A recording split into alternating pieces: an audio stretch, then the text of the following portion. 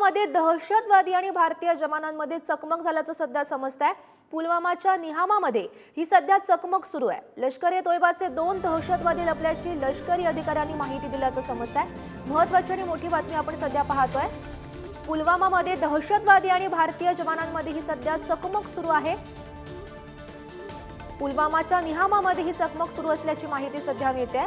लष्कर-ए-तोयबाचे 2 दहशतवादी लपल्याची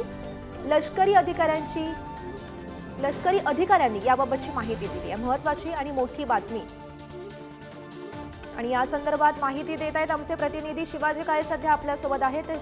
शिवाजी, महत्त्वाची बातमी आपण पाहतोय।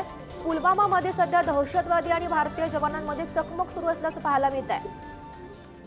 गौरी, दक्षिण काश्मीरमधील पुलवामा भागामध्ये ही चकमक सध्या सुरू आहे।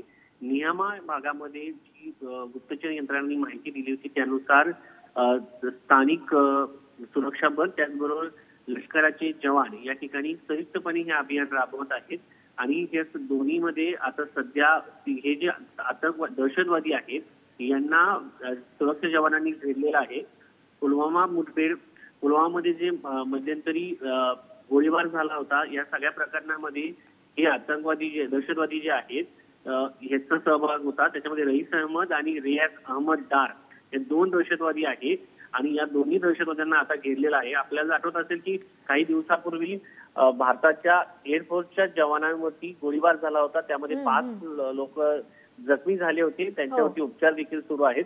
त्या दरम्यान आता या सगळ्या पार्श्वभूमीवरती हे दहशतवादी यांचा सहभाग असल्याचं समजतंय आणि आता यांना घेरण्यात आल्याचं पाहायला मिळतंय। हो, नक्की शिवाजी, धन्यवाद दिलेल्या या माहितीसाठी। तर मोठी आणि महत्त्वाची बातमी आपण पाहतोय। लष्कर-ए-तोयबाचे 2 दहशतवादी लपल्याची माहिती अधिकाऱ्यांनी दिलेली आहे आणि पुलवामाच्या निहामामध्ये ही सध्या चकमक सुरू आहे।